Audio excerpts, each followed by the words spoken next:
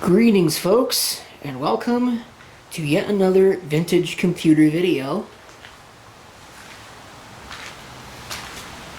Today we're going to be taking a look at this rust bucket, which, as you can probably guess, just by looking at it, has very definitely seen better days, but is also an interesting machine nonetheless. If I show you the badge on the front, you'll basically almost immediately recognize the Compaq name. A lot of people will probably even immediately recognize the DeskPro name.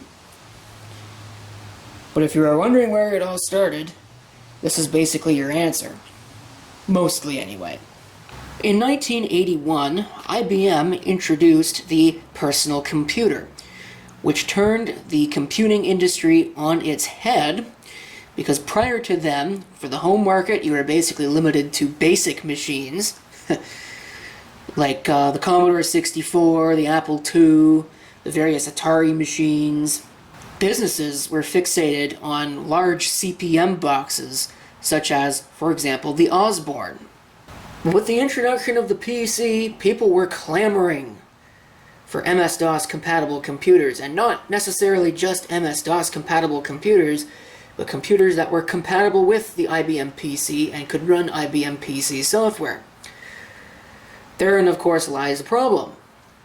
Even though it did use what became known as industry standard architecture,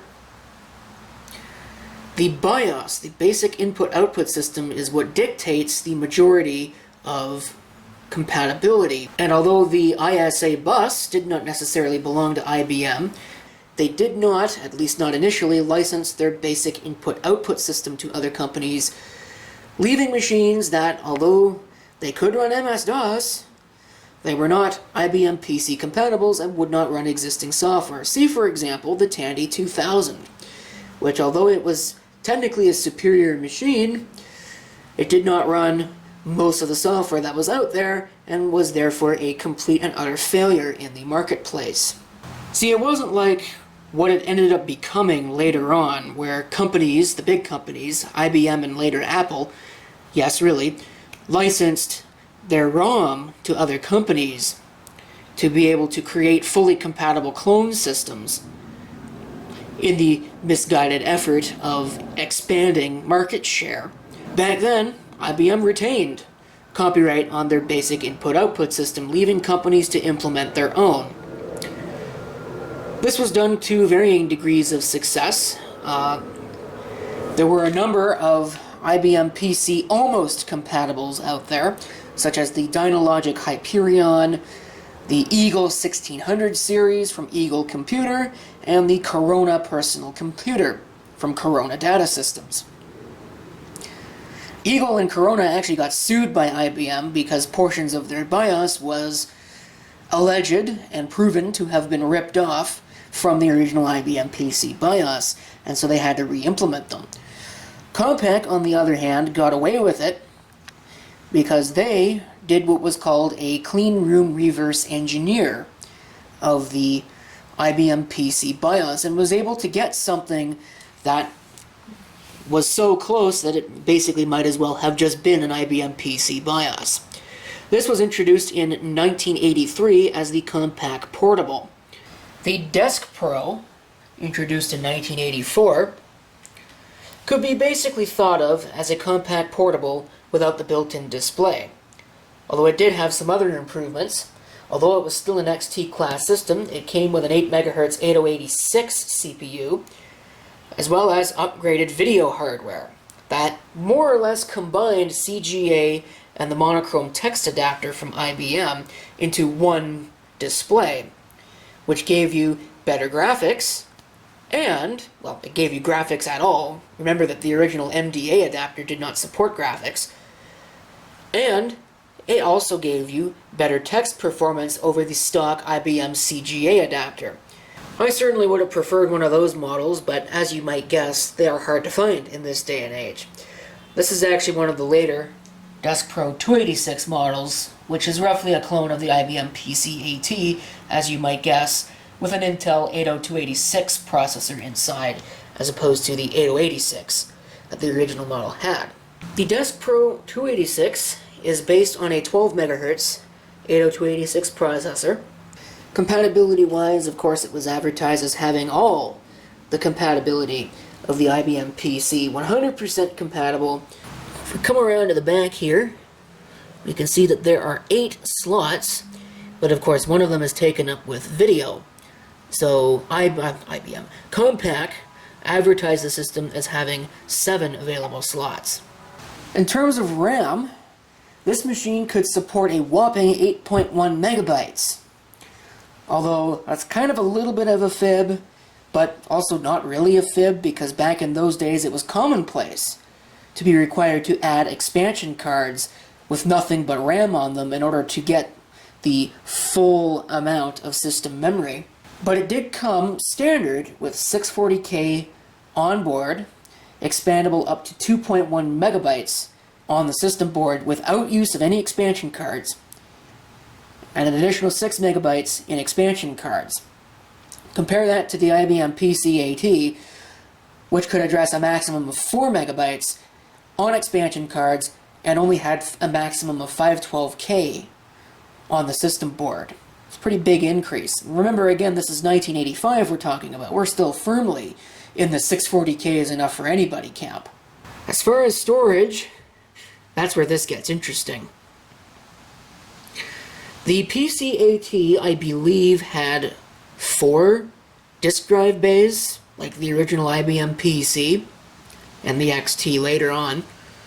However, only 2 of them were accessible from the exterior of the case. In this case, all 4 of them are accessible.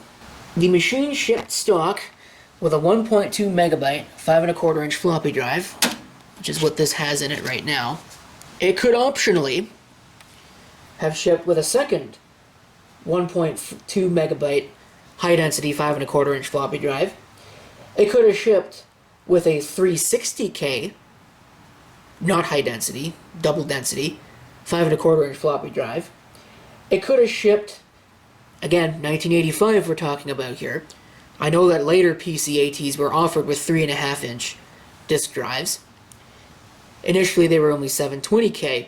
This thing, out of the gate, could have come with a 1.44 megabyte, 3.5 inch floppy drive as an option. Nice. In terms of hard drives, this thing could have come with either a 20 or a 40 megabyte half-height drive stock. It could have come with a 70 or 130 megabyte full-height drive, again, 1985. It could also have come with some tape backup solutions, either in a 135 megabyte format or a 40 megabyte format.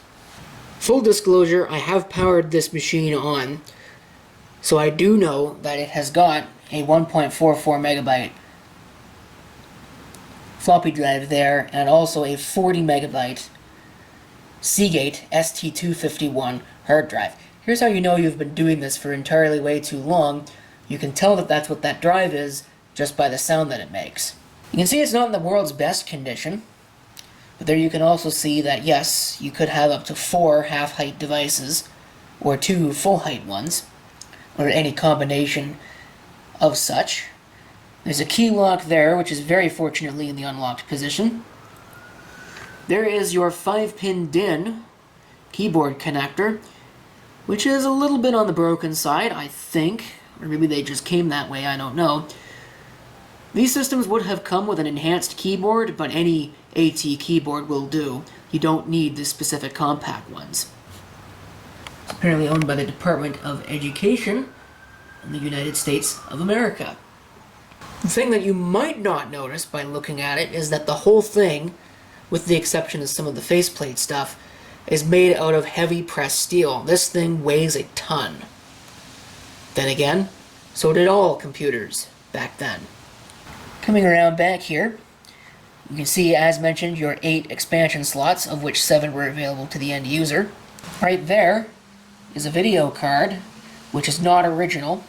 There is an Ethernet card there. For some reason, I have 2 serial parallel cards installed. There's probably a disk controller in one of those, or maybe the disk controller is part of the serial parallel card. as it was in later systems. There is the interface for the Compaq monitor, although it suggests that that's really only for power, so you still would have had a video card with the actual data interface to the monitor. There's the information sticker with the serial number, model 2551 with a 12 MHz processor. And there's the power supply. Again, you can see more evidence of rust there. And a big black switch on the back, unlike IBM's big red switch on the side. Unfortunately, as you might guess, with this being a Compaq machine, those are Torx-head screws. The other thing to note, they're not all the same size either. The two on the side there, to pull this off, are longer than the one that goes on the top. But with that out, you very simply pull the front off the machine to reveal the magic within. Like the Tandy machine, there's a lot of shielding metal in here. Unlike the Tandy machine, it's not necessarily so obvious how you go about removing it. Well, that's not metal at all, that's just plastic. To reveal a bunch of stuff about the system. So what have we got here? Well, again, this is a fairly standard IBM PC clone of the time. There you can see all the RAM slots, of which I believe enough are populated for 640K in this machine. You can see it's a little dirty. To get a brush to see if maybe we could see what these chips are, but they're nothing that interesting. Looks like a lot of Compaq proprietary stuff. Speaking of proprietary stuff, your two ROM chips, yes, there's two of them, are here. There's one right there, and then there's one hiding out there behind the video card. But you'll notice that there are 4 slots, and that is because, yes, really, some system ROMs did take up more than just 2 ROM chips. Remember, ROM chips were not exactly that big back then, and they weren't flashable either. Something, again, we take for granted these days. I believe this is parity memory, or the system uses parity memory.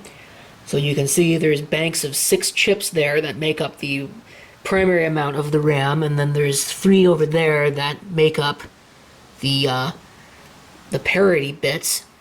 Unfortunately, most of the system is hidden underneath this absolutely massive drive cage, so we can't hope to really see much. But one thing we can see is something else that you won't really see in systems anymore. In fact, you don't really see them at all. I mean, manufacturers do print maps for where things are supposed to plug in, but there's no dip switches. This was really, like I said, this was back in the day really before CMOS memory really took off. So you can see how you switch the memory right there. How you configure your memory. But none of this stuff was configured in system setup. You had to configure it manually with jumpers, or in this case, dip switches. And again, you had to know a lot of this information. These days, systems automatically count the amount of memory. Back then, you had to know what memory you had that was base system memory, what memory you had in extended memory, what was expanded memory, what was reserved memory, etc., etc. They got quite complicated. This looks like it's bent, but it's not. It actually is designed like that. Alright, taking a look at these. This is the video. I know this is the video. There's your video memory. These were used for expansion. This right here, I believe, is what was called a VESA feature connector. I don't know whose video board this is. I don't remember, and I can't see anything on it that really gives it away. Oh, it's a T-Seng Labs card. ET3000AX. Definitely aftermarket. This is your Ethernet card. Take a look at that behemoth. Looks like it's an Intel card. Or maybe not. Ungerman base. There's an assembly number. There's a serial number up there. This is your serial parallel card, or this is the second serial parallel card. It's got a VLSI chip on it. IOAT. Not sure why someone would have installed a second one, and I'm even less sure why they would have installed an 8-bit card in a 16-bit slot, but they did. Kind of amazed it doesn't conflict, but I guess, again, you know, back in these days, this was before plug and pray. So, again, you had to know where all these things were in your system, but as a side effect, you could have multiple examples of each in your system and just set the I/O addresses and memory ranges and IRQs to be different. I presume that's what somebody did here. This is your disk controller. Again, probably original.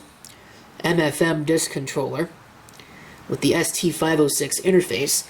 It's important to note that the two of those are different. The actual interface standard itself was known as ST506 for the Seagate hard drive that pioneered it.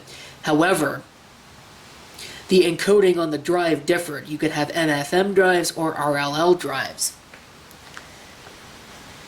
RLL drives are typically larger. They had higher what's called areal density, which meant they could store more. For example, a 20 megabyte drive formatted with RLL as opposed to MFM would give you about 30 megabytes. However, you also needed a much more accurate drive mechanism in order to do that, because obviously the tracks are smaller, and back then we did not have voice coils, we had stepper motors, so the head could only move in prescribed places. This is the original card here, and it is what you would consider to be a multifunction I/O card. You see it's got floppy controllers. It looks like it's got dual floppy controllers. No, it does not. That is a Winchester controller right there. Which again is another term for a hard drive. I don't believe that that is IDE. I believe this would have predated that, but it almost looks like it is. So, maybe it is. If you had got the 70 megabyte or the 130 megabyte version of this, you probably ended up with an IDE drive as opposed to this old ST506 interface. There's your battery. Yes, really. Fortunately, these don't tend to leak. High energy lithium battery. Some of these are alkalines, but this is a 17.2 volt lithium battery. That might actually make it a little bit more difficult to replace. But as mentioned, usually these were like 4.5 volt alkaline batteries. But I suppose you could probably replace that with a 6 volt alkaline pack and it might be fine. Or just get one of those 4 AA holders and get some lithium AA's instead. These packs are nice because, as mentioned, unlike the barrel bombs that they put in a lot of these PC systems, these don't tend to leak, although I have had them leak through the cable, which is a very interesting phenomenon. I'm not really sure 100% how that works.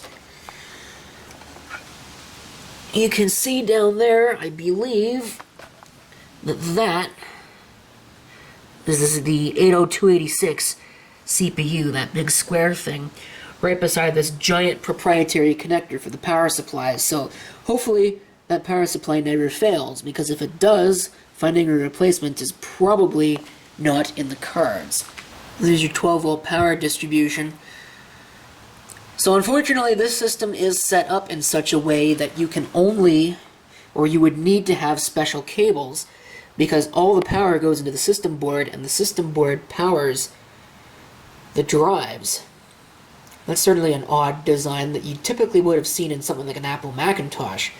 At the time, it was not the PC standard. The PC standard was to have all the drives powered directly by the power supply. All the cables were just on the power supply. Take a look at the size of that choke in there. Wow.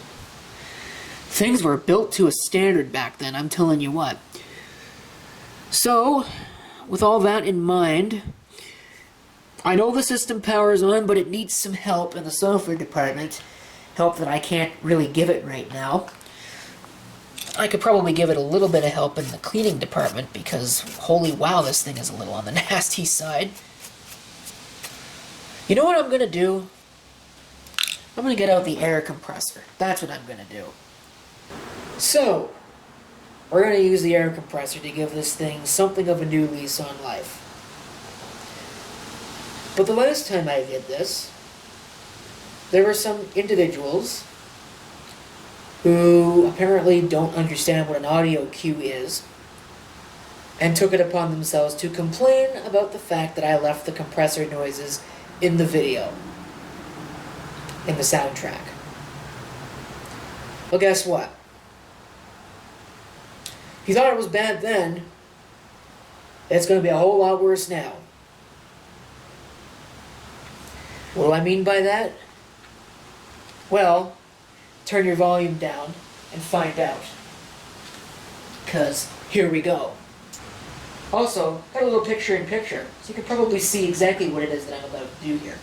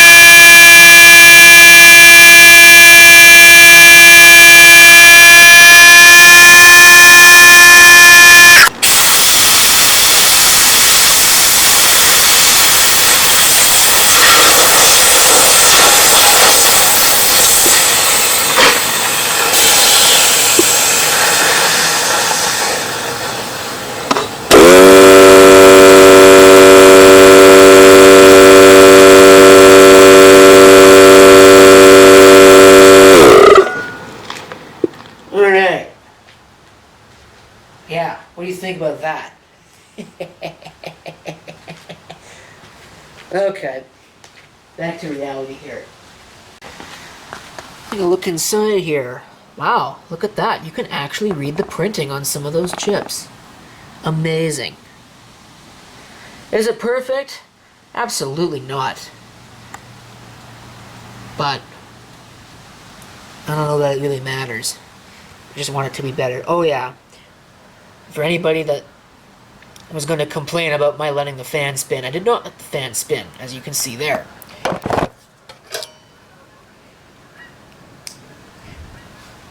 Perfect. So I'll put the cover on this, and then we will power it up. Gotta clean up my work area though. Kind of a mess. There it is. Check that thing out. It's a right proper PC system. I would kind of like to find one of the special monitors for this, but of course I'd have to find the proper video card as well, and it costs money. One thing I didn't mention about this video card that you probably noticed, and you're probably screaming at your computer screen about, is that there are two video ports on this. A standard VGA 15-pin one there, and a 9-pin connector down here that you would probably associate more with a CGA monitor, and that is because, yes, this thing could drive an older monitor. At least that was the theory that followed the CGA or even the monochrome text mode, or Hercules, if that was your thing. Now, hopefully this thing chooses not to explode. It could. I'm sure there's probably a refurb free in there. And also, hopefully it does not explode on power on.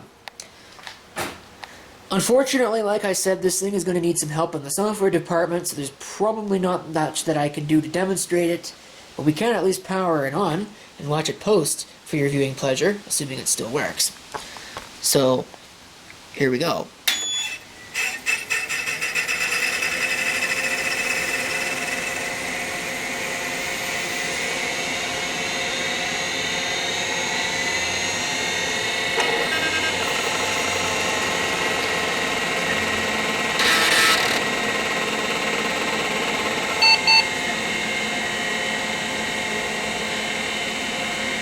Well, that didn't sound great.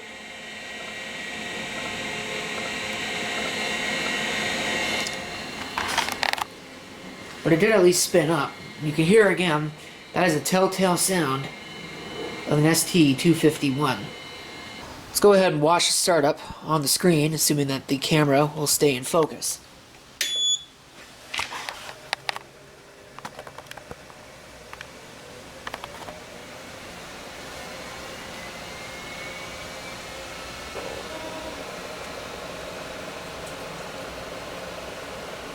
And you can see a total of 640K.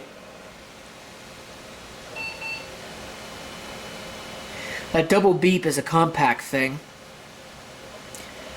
Pretty much all of them did the double beep, and then it will try and boot to the hard drive, and it doesn't work. There is a floppy in the floppy drive, but apparently that floppy disk has gone bad, or maybe that floppy drive doesn't work. I don't know, but it won't boot to it.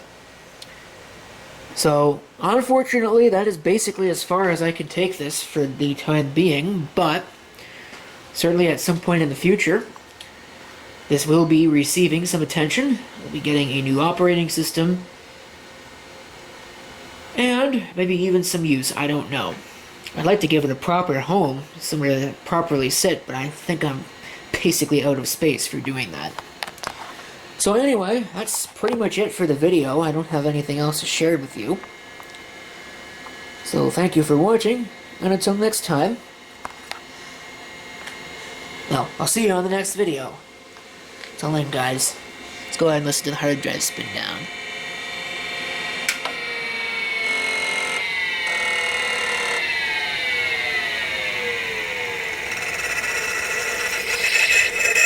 Those bearings are really bad. And that grinding noise that you heard is actually an auto park mechanism. One of the very early auto parking hard drives. See, back in those days, it was common to have a hard drive that did not automatically park its heads. So you had to do that with a software program. Not so with this one.